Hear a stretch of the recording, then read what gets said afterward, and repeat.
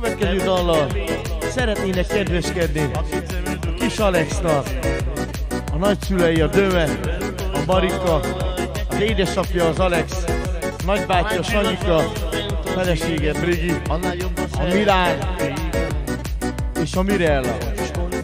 Kívánják nekik nagyon-nagyon sokáig éljen boldogságban, erőben, egészségben nekik. És köszönjük, hogy van nekik az életükben drága unokájuk és a gyerekem.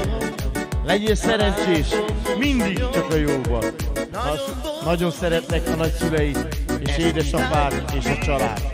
Ezzel a nótával fejezik ki neked, hogy mennyire imádnak, és te vagy a fénylő csillag nekik az égen. Ami sajnos könnyeket ígér, de te a legsemmitől se fél. Melletted leszünk, mondja az nagyapád a Döme, és nagyanyád a Marika. Van fent az égen, annál jobban szeretek téged. Igaz szó?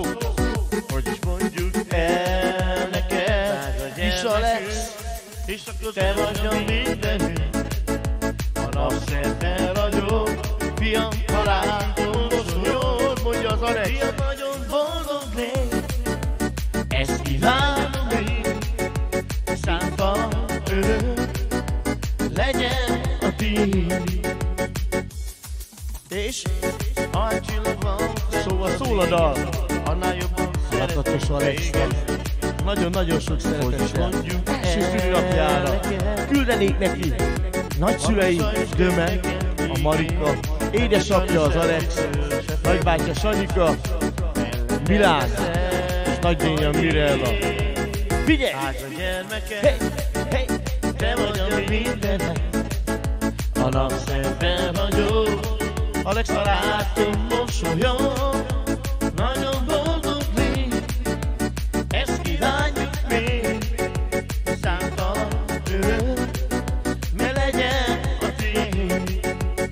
Drága gyermeke, hey, hey, te vagy a minden, gyere, a napszemben vagyok, ha látod mosolyog, nagyon boldog légy, ezt kívánjuk még, szántam örök, legyen a tiéd, és minden örök.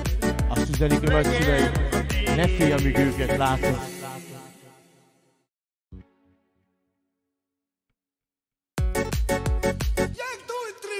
Akkor a következő dallal szeretnének kedveskedni a kis Alexnak, a nagyszülei, a Döme, a Marika, az édesapja az Alex, a nagybátyja Sanyika, a felesége Brigi, a Milán és a Mirella.